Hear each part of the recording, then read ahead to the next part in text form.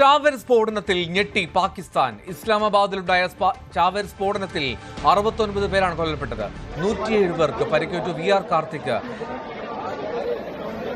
വിവരങ്ങൾ നൽകും. അതിലും ദൃശ്യങ്ങളിലേക്ക്.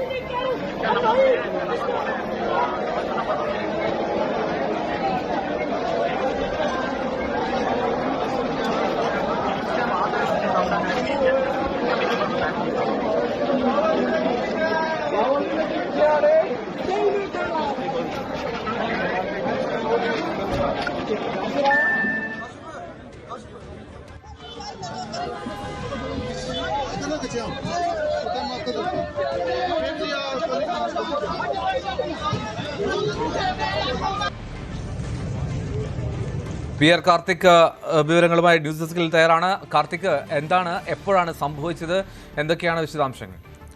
എൽദോ, പാകിസ്ഥാൻ തലസ്ഥാനമായ ഇസ്ലാമാബാദിൽ ഷഹസാദ് നഗരത്തിലാണ് ഈ സ്ഫോടനം ഉണ്ടായത്. ചാവേർ സ്ഫോടനമാണ് എന്ന് സ്ഥിരീകരിച്ചിട്ടുണ്ട്. ഷിയ പള്ളിയുടെ കവാടത്തിന് സമീപമാണ് ഇത്തരത്തിൽ ഒരു സ്ഫോടനം ഉണ്ടായത്. ഇന്ന് വെള്ളിയാഴ്ചയായിരുന്നു. വെള്ളിയാഴ്ച പ്രാർത്ഥനാ നമസ്കാരങ്ങൾക്കായി വലിയ തിരക്കായിരുന്നു ഈ പള്ളിയിൽ. ആ തിരക്കുള്ള സമയത്താണ് ഇത്തരത്തിൽ ചാവേർ പള്ളിയുടെ സമീപം എത്തി സ്വയം പൊട്ടിത്തെറിച്ചത്. ദൃക്സാക്ഷികളെ ഉദ്ധരിച്ച് പുറത്തുവരുന്ന റിപ്പോർട്ടുകൾ അനുസരിച്ച് ചാവേർ പള്ളിക്ക് സമീപം എത്തിയപ്പോൾ ഇയാളെ തടഞ്ഞ ഉടൻ തന്നെ അദ്ദേഹം ശരീരത്തിൽ ഘടിപ്പിച്ചിരുന്ന ബോംബ് ഓപ്പറേറ്റ് ചെയ്യുകയായിരുന്നു. തുടർന്ന് പൊട്ടിത്തെറിക്കുകയായിരുന്നു. ഇത്തരത്തിൽ വലിയൊരു സ്ഫോടനമാണ് ഇസ്ലാമാബാദിൽ ഉണ്ടായിരിക്കുന്നത്. 69 പേർ ഈ സ്ഫോടനത്തിൽ കൊല്ലപ്പെട്ടു. 170 പേർക്ക് പരിക്കുണ്ട് എന്നാണ് ഏറ്റവും പുതിയ റിപ്പോർട്ടുകൾ. ഇത്തരത്തിൽ വലിയ സ്ഫോടനം കഴിഞ്ഞ 3 മാസത്തിനിടെ ഇത് രണ്ടാമത്തെ ചാവേർ സ്ഫോടനമാണ് പാകിസ്ഥാൻ തലസ്ഥാനമായ ഇസ്ലാമാബാദിൽ ഉണ്ടാകുന്നത് എന്നതാണ് ഏറ്റവും ശ്രദ്ധേയം. പ്രത്യേകിച്ച് ഷിയ പള്ളി കേന്ദ്രീകരിച്ചുകൊണ്ടാണ് ഇത്തരത്തിലൊരു ആക്രമണം ഉണ്ടാകുന്നത് എന്നതും ശ്രദ്ധേയമാണ്. കാരണം തർലായ് ഏരിയയിലെ ഇമാംബർഗിൽ നേരത്തെയും സ്ഫോടനം ഉണ്ടാകുമെന്ന റിപ്പോർട്ടുകൾ പല കോണുകളിൽ നിന്നും ഉണ്ടായിരുന്നു. പക്ഷേ ഇത്തരത്തിൽ ഒരു സംഭവം വളരെ അപ്രതീക്ഷിതമായിരുന്നു. അതും വെള്ളിയാഴ്ച ഇത്തരത്തിലൊരു സംഭവം വളരെ അപ്രതീക്ഷിതമാണ് അവർക്ക്. കാരണം ഷിയ മുസ്ലിങ്ങൾ ഒത്തുകൂടുകയും അവരുടെ ചടങ്ങുകൾ നടത്തുകയും ചെയ്യുന്ന സ്ഥലമാണ് ഇമാംബർഗ. പാകിസ്ഥാൻ ഒരു സുന്നി ഭൂരിപക്ഷ രാഷ്ട്രമാണ്. സ്വാഭാവികമായും ഷിയകൾ അവിടെ ന്യൂനപക്ഷമാണ്. അതുകൊണ്ട് തന്നെ ന്യൂനപക്ഷങ്ങളെ കേന്ദ്രീകരിച്ചുകൊണ്ട് ഇത്തരത്തിൽ പലപ്പോഴും സ്ഫോടനങ്ങൾ ഉണ്ടായിട്ടുണ്ട്. അതുകൊണ്ട് തന്നെ ഈ സ്ഫോടനത്തെയും അത്ര ഗൗരവത്തോടെയാണ് പാകിസ്ഥാൻ എടുക്കുന്നത് എന്നതാണ് പാകിസ്ഥാനിലെ നേതാക്കളുടെ പ്രതികരണങ്ങൾ ഈ ഘട്ടത്തിൽ പുറത്തു വരുമ്പോൾ മനസ്സിലാക്കാൻ സാധിക്കുന്നത്. പാക് പ്രസിഡന്റ് ആസിഫ് അലി സർദാരിയും അതോടൊപ്പം തന്നെ പ്രധാനമന്ത്രി ഷഹബാസ് ഷെറീഫും ഈ സ്ഫോടനത്തെ അപലപിച്ച് രംഗത്തെത്തിയിട്ടുണ്ട്. സാധാരണക്കാരെ ലക്ഷ്യമിട്ട് നടത്തുന്ന ഇത്തരം ആക്രമണങ്ങൾ മനുഷ്യത്വരഹിതമാണ് എന്നാണ് ആസിഫ് അലി സർദാരിയുടെ പ്രതികരണം. അതോടൊപ്പം തന്നെ മറ്റൊരു പശ്ചാത്തലം, ഉസ്ബെക്കിസ്ഥാൻ പ്രസിഡന്റ് 2 ദിവസത്തെ ഔദ്യോഗിക സന്ദർശനത്തിനായി ഇസ്ലാമാബാദിൽ എത്തിയ സന്ദർഭത്തിൽ കൂടിയാണ് ഇത്തരത്തിൽ ഒരു സ്ഫോടനം ഉണ്ടാകുന്നത് എന്നതാണ് മറ്റൊരു പശ്ചാത്തലം. ഇതെല്ലാം കൂട്ടി വായിക്കുമ്പോൾ പല സംശയങ്ങളിലേക്കും കാര്യങ്ങൾ വിരൽ ചൂണ്ടുന്നുണ്ട്.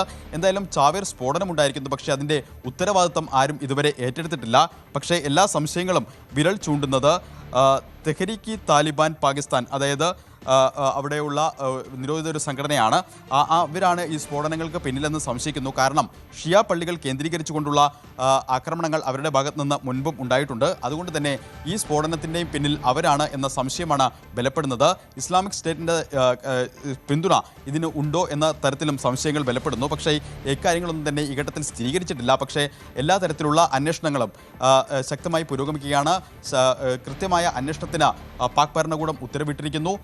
കുറ്റവാളികളെ കണ്ടെത്തുമെന്നും ശിക്ഷിക്കുമെന്നുമാണ് പാക് ഭരണകൂടം പറയുന്നത്. പക്ഷേ അപ്പോഴും ചാവേർ സ്ഫോടനത്തിൻ്റെ പിന്നിൽ ആര് എന്ന് കണ്ടെത്താൻ ഇതുവരെ അന്വേഷണ ഏജൻസികൾക്ക് കഴിഞ്ഞിട്ടില്ല. വലിയൊരു സ്ഫോടനമാണ്, അതായത് പാകിസ്ഥാൻ തലസ്ഥാനമായ ഇസ്ലാമാബാദിനെ ഞെട്ടിക്കുന്ന തരത്തിൽ ഒരു സ്ഫോടനമാണ് ഉണ്ടായിരിക്കുന്നത്. 69 പേരാണ് കൊല്ലപ്പെട്ടിരിക്കുന്നത്. ഒരു പക്ഷേ കൂടുതൽ ഉയരാം ഈ മരണസംഖ്യ എന്നും ആശങ്കപ്പെടുത്തുന്ന വിവരങ്ങളാണ് അവിടെ നിന്ന് പുറത്തു വരുന്നത്. 170ഓളം പേർക്ക് പരിക്കുണ്ട്. ഈ സ്ഫോടനത്തിൻ്റെ പശ്ചാത്തലത്തിൽ പള്ളിയിൽ കൂടിയ വിശ്വാസികൾ അവർ ചിതറിയോടി. അത്തരത്തിലും ഈ പള്ളിയുടെ സമീപമുള്ള ഗാർഡനിലൊക്കെ മൃതശരീരങ്ങൾ ചിതറിക്കിടക്കുന്ന കാഴ്ചയാണ് അവിടെ നിന്ന് പുറത്തു വരുന്ന ദൃശ്യങ്ങളിൽ ഇപ്പോൾ കാണാൻ കഴിയുന്നത്. നേരത്തെയും സമാനമായ സംഭവം 3 മാസത്തിനു ഇടെ കഴിഞ്ഞ നവംബറിൽ ഇത്തരത്തിൽ ഒരു ചാവേർ സ്ഫോടനം അത് ഇസ്ലാമാബാദിൽ തന്നെ ഉണ്ടായിരുന്നു. അവിടെ 12 പേരാണ് അന്ന് കൊല്ലപ്പെട്ടത്. അന്ന് ഇസ്ലാമാബാദിൻ്റെ ജുഡീഷ്യൽ കോംപ്ലക്സിലായിരുന്നു ചാവേർ സ്ഫോടനം ഉണ്ടായത്. സമാനമായ രീതിയിലാണ് ഇപ്പോഴും ഒരു ഉഗ്രസ്ഫോടനം പാക് തലസ്ഥാനമായ ഇസ്ലാമാബാദിൽ ഇപ്പോൾ ഉണ്ടായിരിക്കുന്നത്. 69 പേർ കൊല്ലപ്പെട്ടു എന്ന റിപ്പോർട്ടുകൾ പുറത്തു വരുന്നു. ഒപ്പം 170ഓളം പേർക്ക് ജീവൻ നഷ്ടമായി. 100-ലേറെ പേർക്ക് അവിടെ പരിക്കേൽക്കുകയും ചെയ്തു. 107 പേർക്കാണ് പരിക്കേറ്റത്. നിലവിൽ ഇത് ഉയരാൻ സാധ്യതയുണ്ട് എന്നാണ് VR കാർത്തിക് റിപ്പോർട്ട് ചെയ്യുന്നത്.